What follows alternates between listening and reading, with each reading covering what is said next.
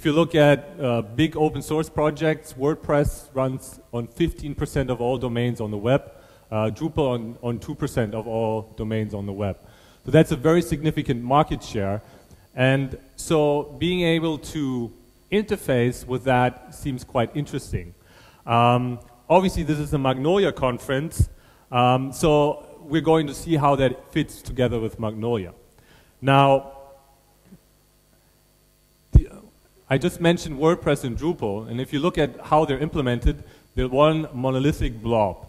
So the storage APIs are kind of all over the place, and they kind of like go through the business logic and things like that. So they don't have this kind of clean separation that Magnolia offers. And so with PHPCR, we're now bringing something to the PHP world which they haven't had. So JCR, Jackrabbit have been around for 12 years now, and so PHP has not had that. Despite that, they had a huge success. But we're bringing that to the PHP world, and so we're hoping to improve PHP content management systems. But since, in theory, PHPCR is very similar in API, and because we actually have compatibility with Jackrabbit, we're actually opening up also the possibility to using Java-based, Jackrabbit-based content management system and interfacing that with PHP developers that just want to pull out some content from that content management system. They just want to write a few pieces of data back into that content management system. So you suddenly open up the possibility of using Magnolia's content management system for content authoring, and then on the PHP side, on the front end side, you could use PHP. Now, we have multiple implementations of that, and as I mentioned, we have one that is compatible with Jackrabbit. And I'm not sure if you're aware of this, so Jackrabbit actually, out of the box, well, more or less out of the box, offers HTTP-based API called Davex. This Davex API it's very similar to WebDAV, but basically via this API you can read and write data to Jackrabbit in a very performant manner. And because we have this compatibility, again, we're compatible with Magnolia. So what does that mean? Magnolia uses Jackrabbit, therefore we can read and write to it. We can think about applications where, for example, you have a Sugar CRM PHP-based application in your company, and you have Magnolia being your content management system. So far, these have been totally separated. Integrating them would have been a huge amount of work. Now suddenly it would be possible from the Sugar CRM side to actually read out the content from Magnolia CMS.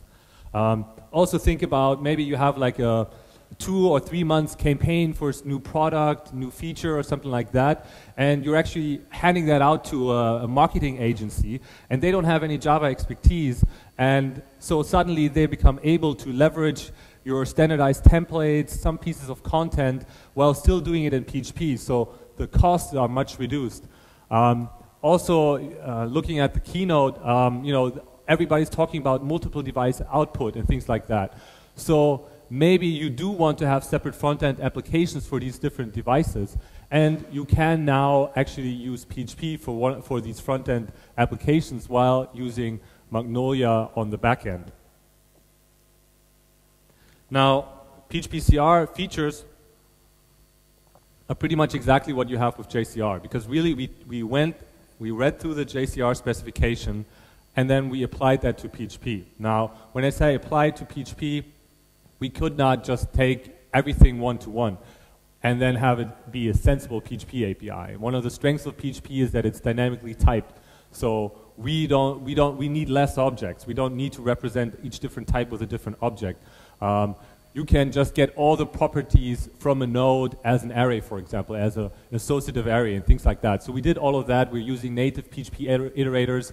For binaries, we're using streams so that we can lazily load binary content. We don't, so if you're reading for example, if you have a node in your repository representing an image with some metadata, and so when you're generating the HTML output, you want to read the metadata so you can generate the right HTML, but you don't want to actually read the binary data because you're not going to output that as part of your HTML page.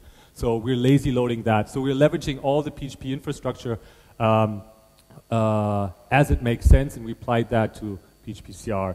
There are a few things that are currently still missing. So we don't have transaction support yet. That's mainly because the DAVX API unfortunately doesn't expose that.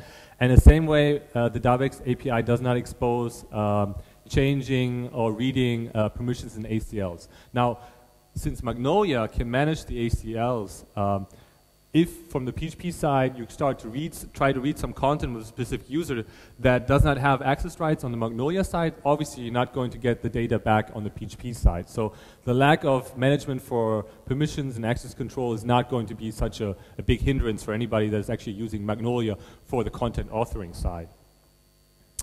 I'm going to gloss over this because this is really, I mean, JCR basically defines a tree structure of nodes and things like that. And judging from the hands at the beginning of the talk, I assume that you're all aware of this. If there are questions, just raise your hand and we can go over them. Ideally, though, at the end, because we need to get people a microphone in their hands so they can, the people in the live stream can also hear what's being asked.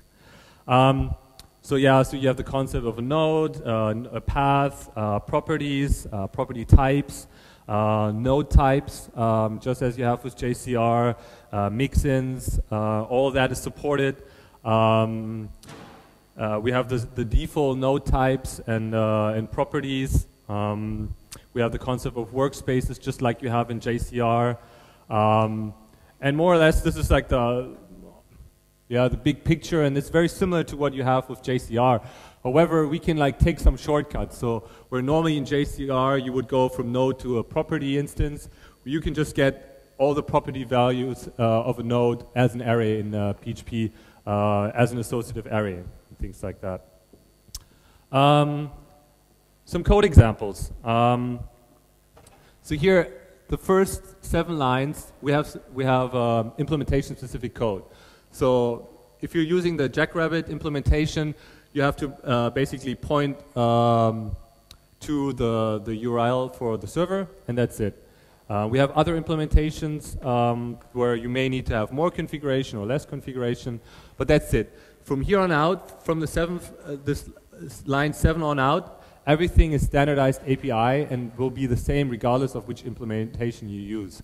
So you get your repository instance, you create your credentials, you log into repository, you have a session, you can get the root node, you can add nodes, you can set properties, save, remove, and all of that happens in memory just like it happens with JCR until you finally call save like we do on line 14 and 20.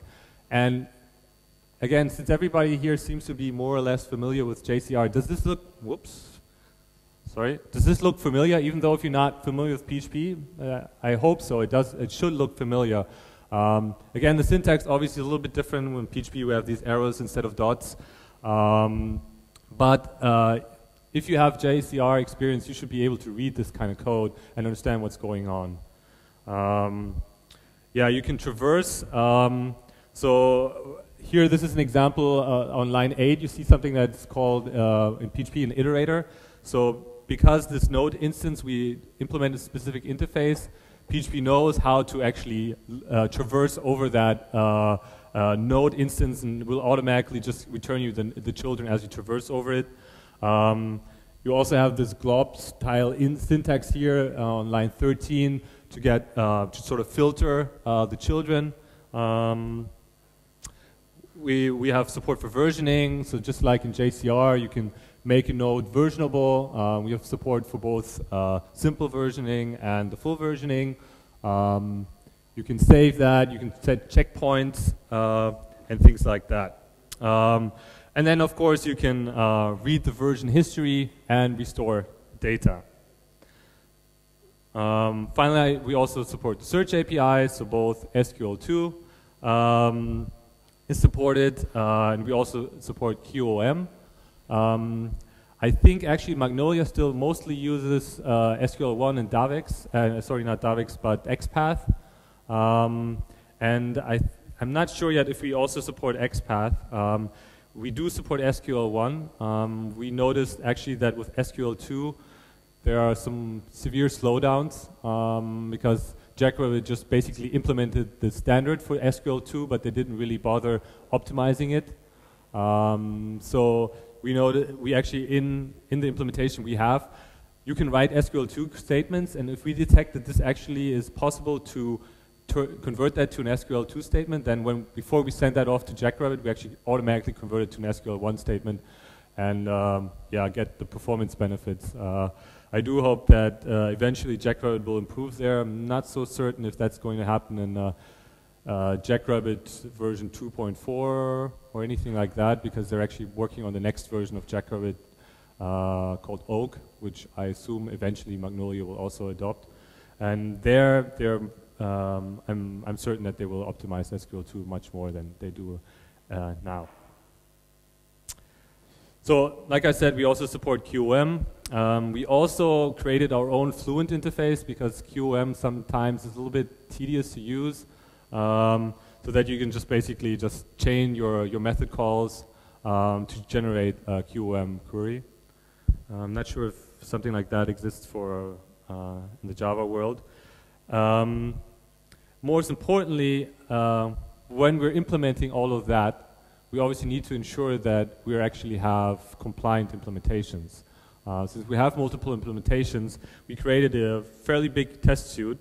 So this is the test suite running against Jackrabbit. All the dots are tests that passed, the S are tests that were skipped, mostly because maybe the feature is not implemented yet, and then the I's are incomplete tests where even though the test passed, we feel that we're not testing the feature sufficiently yet. As you see down here, we have about 6,600 assertions, and so we have pretty decent code coverage here. This is the test output from a pure PHP implementation of PHPCR. As you can see here, we're running less tests, we're skipping more. We still have some work to do to catch up with all the features of Jackrabbit, obviously. But this is very important, not necessarily for you in the direct sense that we have this pure implementation, but it means that in the PHP world, obviously let's say the PHP and the Java world, I guess in a way they kind of laugh at each other, always ridiculing each other and things like that. In the PHP world, things have changed a little bit. People are taking Java more serious ever since they've seen things like Solar. Many PHP developers are using Jenkins for their continuous integration. So, but at the same time, getting them sold on using something like Jackrabbit is still a little bit tricky. Even though we're using Jackrabbit standalone for the most part, you can also use it within Tomcat, as is done with Magnolia. Because we are working on this implementation, it means that there's a chance that actually something like Drupal, and they're actually looking at PHPCR quite closely for Drupal 9, could actually start adopting this, which could then mean that Drupal could run, like the Drupal UI could run on top of Magnolia. Something like that could happen, right? And there could be libraries that people are developing PHP code on top of PHPCR that provides UI elements that you might find interesting that you can then hook up with Magnolia, right? And so this implementation, like I said, it does not have, it's probably not directly interesting to you, but it just means that we're serious about bringing this really to the PHP world. We're not trying to force the PHP world to become to always then use Jackrabbit, but they can just plainly use PHP, develop their applications, and you can then suddenly leverage these applications while still using the Jackrabbit underneath Magnolia for storage. And I think that's a very exciting opportunity. And as a matter of fact, we created a sort of a sandbox of a content management system, and we at first used the Jackrabbit implementation, and then we tested with this implementation, this Doctrine DBL implementation, and we only had to change configuration. There were no code changes necessary at all, and the entire test suite still passed. So really, based on this test suite, we can be very certain that different implementations are actually following the spec closely. Now, we created another API on top of PHPCR, which is basically taking the data mapper API, very similar to what Hibernate offers, on top of PHPCR. I think there's something similar for what is more active record based for on the Java side, and not necessarily a data mapper. So let me briefly show you a little bit about that. So basically, if you're talking about data mapper, you're talking about writing plain PHP objects and having some mapping language. You can use annotations, XML, YAML, or plain PHP to then specify how that object should be persisted into PHPCR content repository. So here we see using annotations. So we have a plain PHP class. This is how PHP looks. As you can see, we have stuff like public and private and whatever, but here I'm just using public on the properties. Obviously, you could make them private or protected and then have getters and setters and things like that. But so with this annotation, this add PHPCR document on line 5, I'm basically saying this is something that could be persisted into PHPCR. On line 8, you see we're saying ID. ID here is actually the path. We decided to go with ID because we expect most people that are using this API will be coming from the ORM side of things, where they're used to having an ID, we call ID, not a path, which is the unique identifier in PHPCR and JCR. We do also have UUID, so instead of PHPCR/ID, you could write PHPCR/UUID. Here on line 14, we're mapping a parent document. So here you will have an instance, or actually a proxy instance, that will be lazy loaded of the parent. Node name, text, and all the other types are all available there. And then you can just create an instance of this object. You can find it, you can set properties on it, you can persist it, flush it, read it out again, change data, remove and flush and things like that. And all of that happens in a very similar manner how Hibernate works.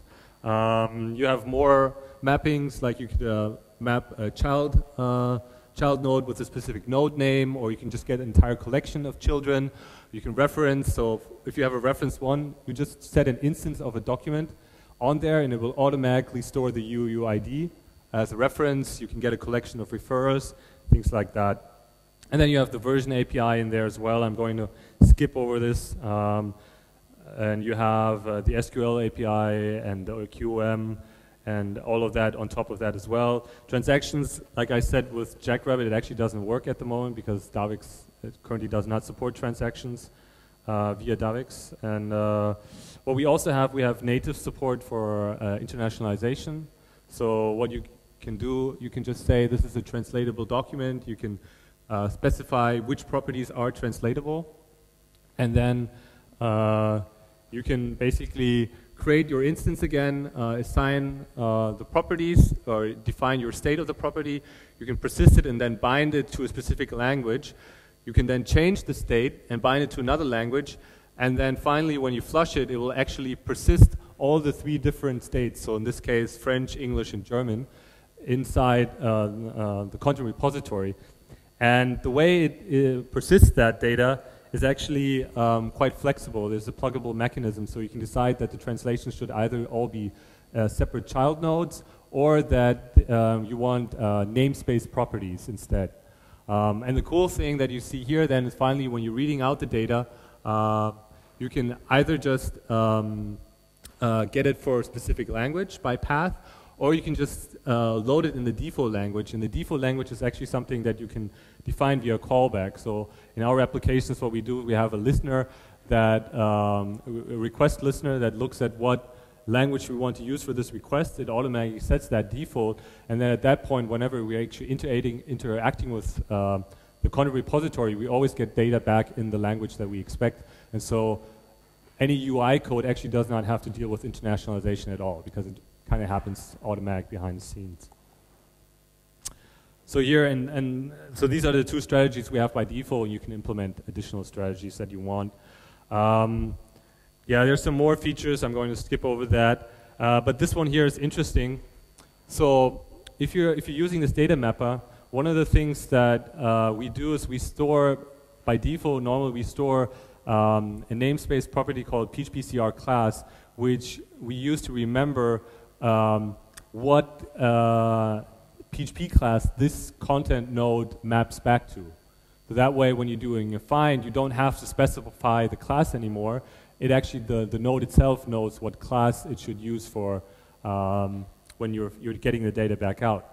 Now, when you're integrating that with Magnolia, what you might want to do is you might actually want to have some different mapping logic that is based on the Magnolia template or something like that that you chose when you were creating the content in Magnolia. And so this mapping logic is actually pluggable.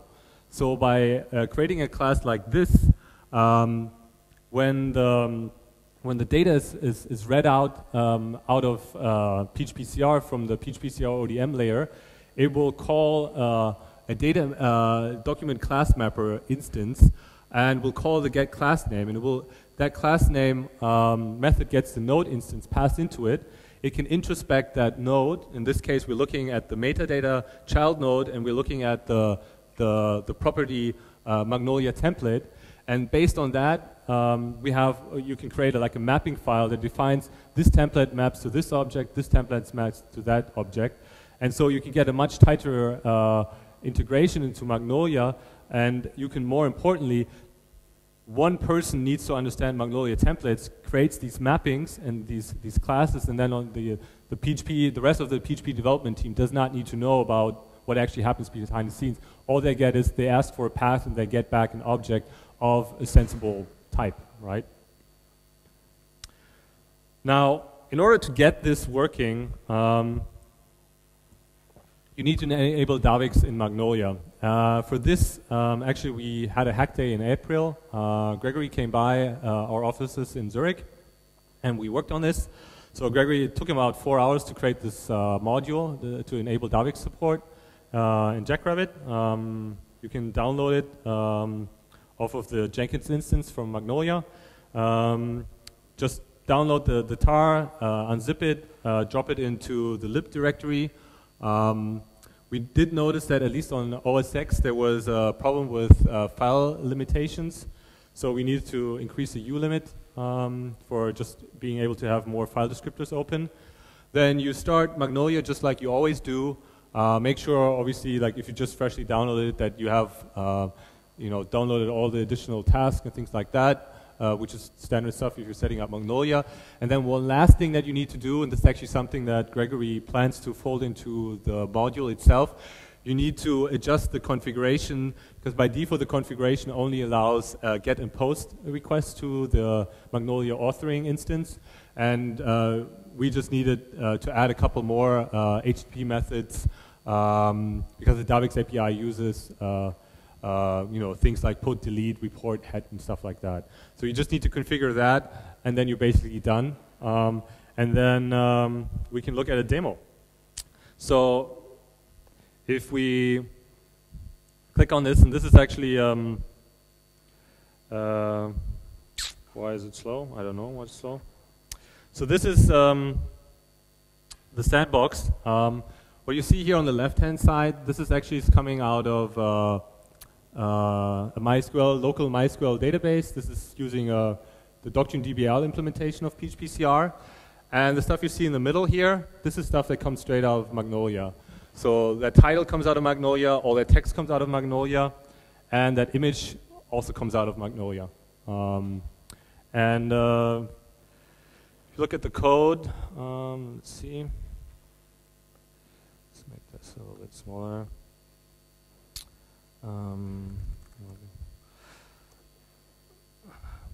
So here we're basically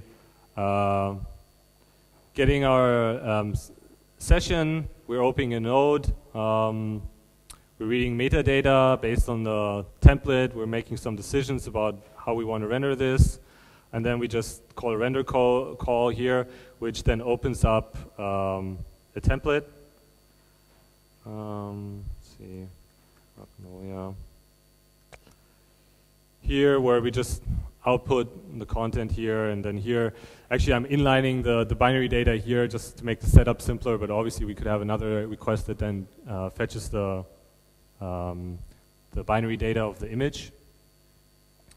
If you're looking at another example, so here we're using this mapping logic. I can show you the code. I think that should be here. So here you can see, again, we're getting a document manager, instance, we're setting a path, and we're finding that node. And here in the first parameter, you would normally pass in the class name that you want back, or that you want the node cast to. But since we're using this Magnolia mapper logic, we're actually determining the class to use with this mapper logic, where we're just basically reading out the Magnolia template property and deciding based on that which class to use. And then one last example here is, so one of the things that we're using is a library called CreateJS for inline editing. So I can go in here, and this is, yes, we're open. This is like the slogan of Magnolia. So I can just type in here, and then I should be able to just reload this. Oops, no, I need to log in first. User, super user. And then we see here this text right there. So actually you can get inline editing for Magnolia via PHP. Okay. So maybe just briefly to show you, so in the configuration for setup, you basically just need to go to ipconfig, allow all, and then add this to the methods string here. And that, once you've put in the jar files for the direct support and this, then what I just showed works from PHP. And like I said, this step here, ideally we'll put into the module so it will actually be automatically set for you. You don't have to manually set that anymore. Now, this stuff works. We're not using Magnolia at Leap, but we are using Jackrabbit in production. Actually, if you look at the NZZ digital web paper application, people from Switzerland might be familiar with it already. This is actually running on top of that. So it's running Jackrabbit, but actually the front-end applications are all implemented in PHP. But we do want to make sure that actually the PHP community also adopts this stuff. So we're working on this pure PHP implementation quite heavily. We also do want to get security and ACL support from the PHP side implemented. And we are also collaborating quite a bit with the team implementing Jackrabbit Oak. So they're looking at how we're using Jackrabbit as a use case that they really want to support in the future. So where is the microphone? Because I had a question over here. So I guess I'm getting towards the end, so time for questions. But please wait a second until you have the microphone. So, thank you. Hello? Okay. Does the PHPCR use internally the Jackalope implementation, or does it directly talk to the JCR via the DevX remoting? PHPCR is just a set of interfaces, just like JCR is just a set of interfaces, more or less. And so you need concrete implementations, and one of the concrete implementations is called Jackalope, and Jackalope has implemented Jackrabbit's DAVX API. So, in effect, when you want to work together with Magnolia, you will be installing Jackalope with Jackrabbit transport. I just wanted to briefly also show that. So this is, I would say, most of the work was done by Leap, but it's not just a Leap effort. If you look at all these names, I would say maybe 1/4 of them, maybe less, 20% are Leap employees, and the rest are people out of the PHP community. There are actually committers here from Drupal. There are committers from Typo 3 in there as well. So they're also looking at this, and I think that opens up a lot of interesting possibilities on the PHP side. But more importantly, also I think really the integration between PHP applications and Java applications could benefit hugely from what we're doing here. All this stuff is up on GitHub. Most of it is Apache licensed. Some of it is MIT licensed. So it's very liberal licenses that you can use as you wish. Here are some links. So there are a couple. Actually, I noticed this, at least from the projects I've been looking into. Like in the PHP world, every somewhat popular project has a very active IRC channel. I haven't seen that much in the Java world. Like the Solr channel and the Elasticsearch channel are decently active. The Jackrabbit channel is kind of like dead, which is a pity. But we are up on IRC if you want to get like immediate feedback and things like that. PHPCR, we have a website, phpcr.github.com, where we pull together all the relevant information around PHPCR. And the rest of the links you actually should already be aware of. What I didn't mention yet is actually, so the next version of JCR, which is probably going to be labeled 2.1, JCR 333, will actually include PHPCR. So as part of the specification, the PHP interfaces will be part of the specification. So the people behind JCR are also taking this quite serious. And I think, in a way, if you look at how the market, well, let's say JCR is not the latest hype at the moment. I think a lot of CMIS has a lot more hype going for it at the moment, with this claim of portability. But in my opinion, the CMIS standard is a horrible read. And it just doesn't cover the CMS use case properly. It just covers the document management use case, and it doesn't cover the CMS use case. But it was always claimed that JCR does not solve the general problem because it's language specific. And what we've just shown is that it's not language specific. You can port this to other languages.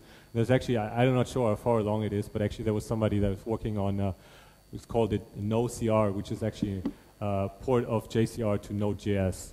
And all of that becomes possible now. And there's one implementation of PHPCR by the Midgard people written in C, where they also already have APIs for Python and I think I'm not sure if they also have Ruby. So really, we're trying to bring all the great ideas behind JCR just to the general public, outside just of the Java world, but at the same time we're enabling collaborations that previously were not possible. And with that, I'm at the end, so thank you for listening, and we have a couple more minutes for more questions. And if there are no questions, I would just like to hear if anybody can comment on if they think this is relevant to their life, future life. I do have a question for you. That is, do you know if the DAVX interface, if writes via the DAVX interface will trigger JCR's observation? As far as I know, yes. So you could implement things in Magnolia that would then, let's say, trigger actions in Magnolia in response to writes from PHP applications? Yes, I have not done this yet, but I'm very sure it should work. And do you think this is relevant to what you are doing, thinking? Could this matter to you? I think it could matter to us, absolutely. We have several applications in our environment that use PHP, that run on PHP, and we're big users of Magnolia, so in the future, who knows? Yeah, it could definitely be relevant. Okay, great, cool. Any other questions? Okay. Oh, one more hand. Microphone going back. Do you know what the state of the DAVX module is? Like, is it actively being developed? Because sometimes there are these fancy modules which look really good and provide a nice API or whatever, but they are not maintained properly. This module has basically maybe 6 hours of life in it, like in development life. And that was it, then it was done. Like I said, there are some minor improvements to make configuration easier, but I think it boils down to people asking for it. So if people are starting to use it, if people are giving Magnolia guys the feedback that they want to use this, then I'm pretty sure that this module will get some more attention. But in the grand scheme of things, it doesn't need that much work either. It's not like, because the DAVX stuff on the Jackrabbit side is already implemented, it's working. So really, it's a very super thin layer to just enable a couple of jars that are actually maintained by the Jackrabbit team inside Magnolia. So I don't expect it to need much work or attention. But right now, it's not very high profile. It's just, it sits there. We had one wiki page explaining the hack day, And then on that, there's a link to the Jenkins setup on Magnolia, where you have the version 0.2 of this module. So again, I hope that, you know, if anybody starts to try this out and gives feedback to Magnolia that they think this is something that they want to use, then I'm very positive, you know, that Magnolia will give it some more love and some more attention, and maybe an entry in the documentation and things like that. Yeah. I think it's generally interesting to have a remoting capability for the JCR anyway. I mean, there's also a WebDAV module, I think. I'm not sure how well maintained that one is. And actually, we have some conflicts between it because the WebDAV module also changes the allowed HTTP methods. So we need to work that out, how that we don't step on each other's toes if you enable both. But yeah. So the larger part of this DAVX module is maintained by the Jackrabbit community? Or is it actually Magnolia? So Jackrabbit, like I said, this DAVX API is part of Jackrabbit. And as far as I know, the jars that Gregory enabled all came out of the Jackrabbit repository, and he just had to write some very simple code to enable that. But I didn't look at the code that he wrote, and I'm a PHP developer, not a Java developer. So catch Gregory, I assume he's around at least tomorrow, today as well, right? So if you have more questions, ask Gregory. He should be able to answer that more detailed. All right. Okay. So I think my time is up pretty much exactly. So thank you for listening and enjoy the conference.